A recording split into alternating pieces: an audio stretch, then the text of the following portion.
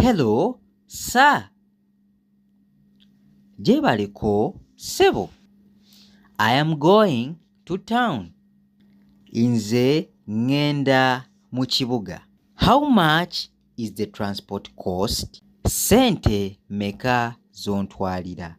It is 5,000 Ugandan shillings. Ziri 5,000. Please note the price can depend on the area you are in. Please note the price can depend on the area you are in. Omuwendo gwa ssente guyinza okusinziira ku kifo ky'olimu. Omuwendo gwa ssente guyinza okusinziira ku kifo ky'olimu. You should inquire about the price before asking the taxi drivers.